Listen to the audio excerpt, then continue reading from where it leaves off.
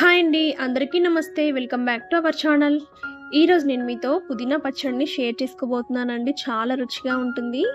మీరు చేసి ఉండొచ్చు, మీకు తెలియకపోయి ఉండొచ్చు. అయినా కానీ ఈ వీడియో మాత్రం ఒక్కసారి చూడండి. ఈ విధంగా ట్రై చేయండి. ముందుగానైతే పుదీనాని నేను కట్ చేసుకొని వాష్ చేసుకొని పక్కన పెట్టుకున్నాను. ఇప్పుడు కడాయిలోకి నువ్వులు తీసుకోవాలి. ఇందులో నువ్వులు వేయడం వల్ల టేస్ట్ అనేది చాలా బాగుంటుందండి.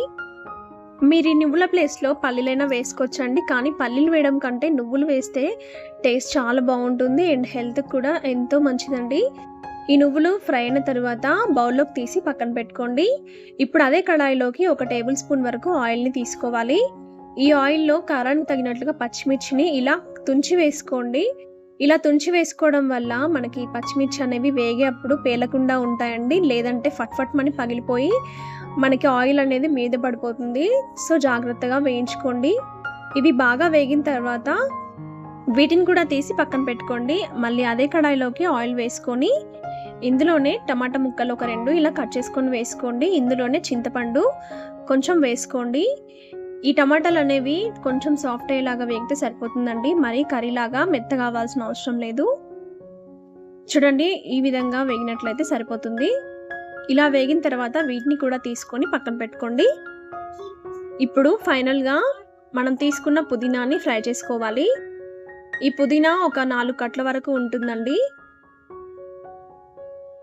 ఈ పుదీనా మెత్తబడేంత వరకు ఫ్రై చేసుకోండి. ఇది ఫ్రై చేసేటప్పుడు దీంట్లో నుంచి వాటర్ అనేవి ఊరుతుంటాయండి. అలా వచ్చిన వాటర్ ఇంకిపోయేంత వరకు ఈ పుదీనాని ఫ్రై చేసుకోవాలండి. చూడండి, ఇలా వచ్చేంత వరకు ఫ్రై చేసుకుంటే సరిపోతుంది. ఇలా వచ్చిన తర్వాత ఈ పుదీనాని కూడా తీసుకొని పక్కన పెట్టుకోండి. ఇప్పుడు మిక్సీ జార్లోకి ముందుగా మనం వేయించి పెట్టుకున్న నువ్వులను వేసుకోండి. ఈ నువ్వులను పొడిగా చేసుకోవాలి. ఇలా పొడిగా చేసుకున్న తర్వాత ఇందులోనే మనం వేయించి పక్కన పెట్టుకున్న పచ్చిమిర్చిని వేసుకొని ఒకసారి గ్రైండ్ చేసుకోండి. ఇలా గ్రైండ్ చేసుకున్న దీంట్లో మనం ముందుగానే వేయించి పెట్టుకున్న టమాటా, చింతపండు, అలాగే వీటితో పాటు వెల్లుల్లి కూడా ఇలా పొట్టు తీసుకొని వేసుకోండి. ఒక 4-5 వెల్లుల్లి, అలాగే రుచికి సరిపడినంత ఉప్పును కూడా వేసుకొని మరొకసారి గ్రైండ్ చేసుకోవాలి. చూడండి, ఇలా గ్రైండ్ చేసుకోవాలి. ఇలా గ్రైండ్ చేసుకున్న దాంట్లో ఫైనల్గా మనం వేయించుకున్న పుదీనాని వేసుకొని కోర్స్గా మిక్సీ పట్టుకోండి. మరీ పేస్ట్ లాగా వద్దండి. ఈ విధంగా కోర్స్గా మిక్సీ పట్టుకోవాలి.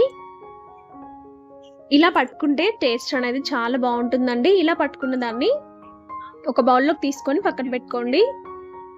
ఇప్పుడు దీన్ని పోపు వేసుకోవాలి. ఇక్కడ నేను పోపు వేసే క్లిప్ తీయలేదండి. నార్మల్గా మనం ఏ చట్నీ అయినా ఎలా పోపు వేసుకుంటామో అలానే దీన్ని కూడా వేసుకోవాలి. కడాయిలోకి కొంచెం ఆయిల్ తీసుకొని అందులోనే శనగపప్పు, మినపప్పు, కొంచెం జీలకర్ర, ఆవాలు, కొంచెం ఎండుమిర్చి, అలాగే కరివేపాకు కూడా వేసుకొని పోపు అనేది బాగా ఫ్రై అయిన తర్వాత చట్నీలో కలిపేసుకుంటే టేస్టీ పుదీనా చట్నీ రెడీ. వేడి అన్నంలోకి ఒక్కసారి పచ్చడి వేసుకొని చూడండి, మిమ్మల్ని మీరే మైమర్చిపోతారు. అంత రుచిగా ఉంటుంది. మీరు తప్పక ట్రై చేయండి. మీకు ఎలా వచ్చిందో నాకు కామెంట్ చేయండి. నచ్చితే లైక్ చేయండి, షేర్ చేయండి. మరిన్ని రెసిపీస్ కోసం మన ఛానల్ని సబ్స్క్రైబ్ చేసుకోండి.